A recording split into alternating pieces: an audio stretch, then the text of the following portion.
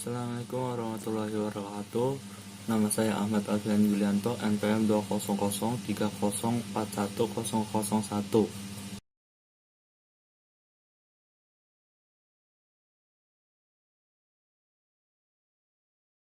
Di sini saya akan menjelaskan materi tentang yang pertama idgham, yang kedua qalqalah, yang ketiga tarkik dan tafkhim, yang keempat wakaf.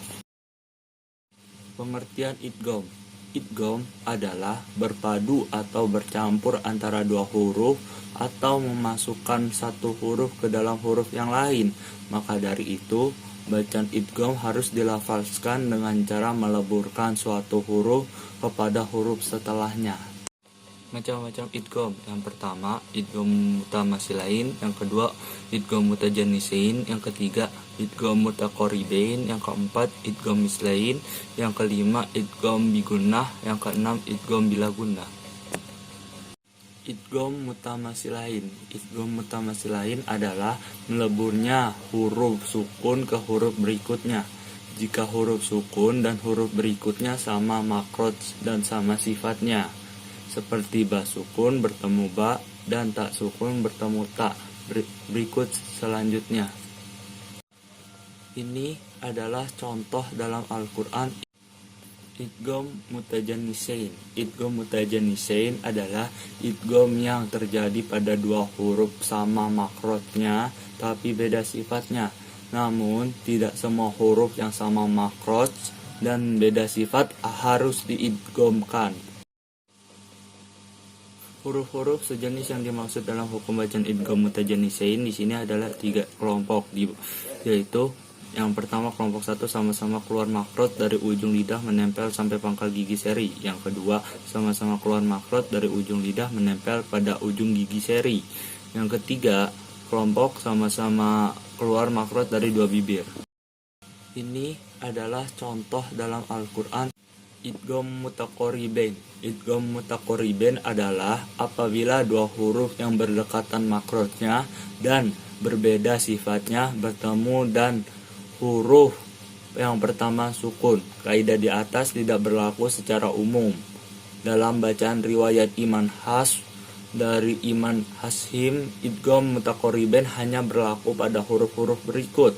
Yang pertama, qaf bertemu kaf, lam sukun bertemu ro, lam arif atau alif lam bertemu huruf berikut, nun sukun bertemu ya, mim, waw, lam, dan ro. Idgham mislain. Idgham mislain atau idgham mimi merupakan hukum tajwid yang terjadi khusus huruf hijaiyah mim sukun ketemu dengan huruf hijaiyah yang berharokat mim kasro, mim fathah, mim doma. Disebut dengan mislain sebab terjadinya sebuah pertemuan dua huruf hijaiyah yang makrofnya juga sama, persis atau identik, tetapi khusus huruf hijaiyah mim sukun bertemu dengan min berharokat. Ini adalah contoh dalam Al-Quran. Idgham bigunnah.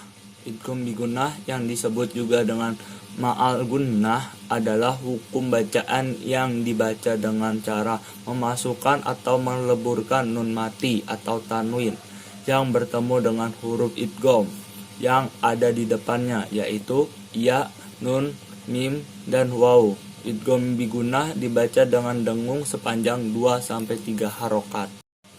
Ini adalah contoh dalam Al-Quran.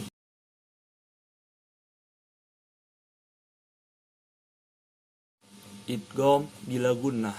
Hukum bacaan idgham bila gunnah adalah hukum bacaan yang dibaca dengan cara memasukkan atau meleburkan nun mati atau tanwin dengan salah satu huruf hijaiyah yang termaksud dalam huruf idgham bila gunnah yang ada di depan, yaitu lam dan ro. Cara membaca idgham bila gunnah adalah dibaca jelas dengan tanpa dengung. Adalah contoh dalam Al-Quran. Pengertian qalqalah. Qalqalah dalam bahasa Arab adalah qalqalah. Menurut istilah adalah bacaan pada huruf-huruf qalqalah dengan bunyi seakan-akan berdetik atau memantul. Menurut bahasa, qalqalah artinya getaran suara atau pantulan. Menurut kaidah ilmu tajwid, qalqalah berarti membaca dengan cara memantulkan huruf-huruf tertentu yang dapat tanda baca sukun atau tanda wakaf, berhenti.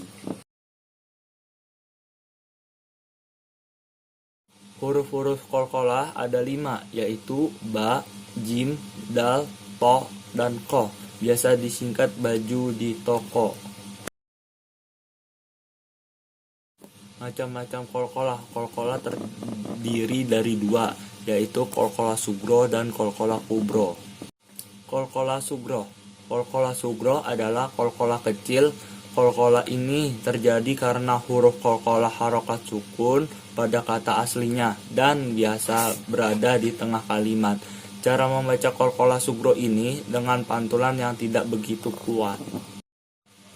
Ini adalah contoh dalam Al-Quran.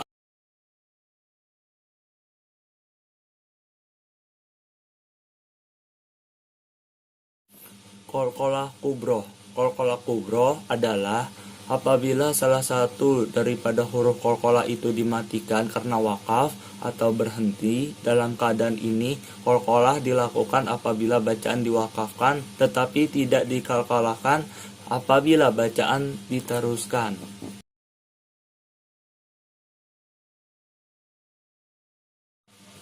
Ini adalah contoh dalam Al-Quran.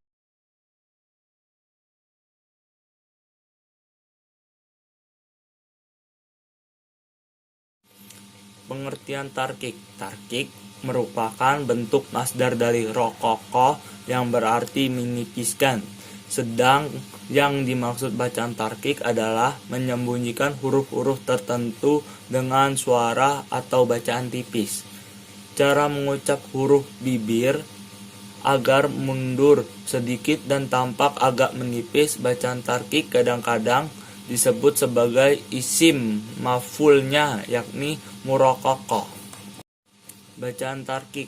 Pertama, huruf lam dibaca tarkik atau tipis jika huruf lam itu berada dalam lam jalalah yang didahului huruf yang bertanda baca kasroh. Contohnya, bismillah. Semua lam yang tidak berada di lafaz jalalah sebagaimana di atas maka harus dibaca tarkik atau tipis.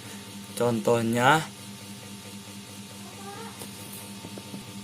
bikulli ayati.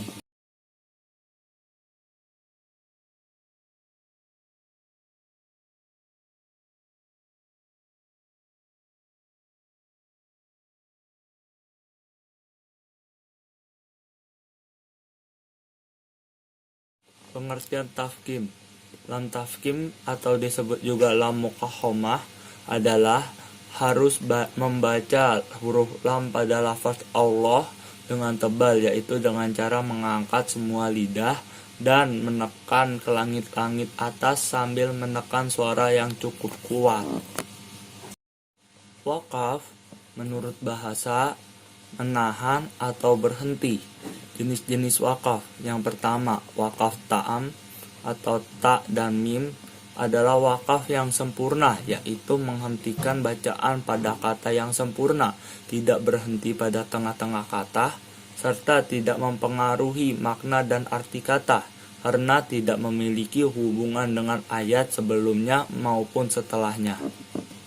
Wakaf kaf adalah wakaf yang memadai, yaitu berhenti pada sebuah kata yang sudah mempunyai arti sempurna, tidak berhenti pada tengah-tengah kata atau bacaan, akan tetapi bacaan tersebut masih mempunyai hubungan makna dan kata setelahnya.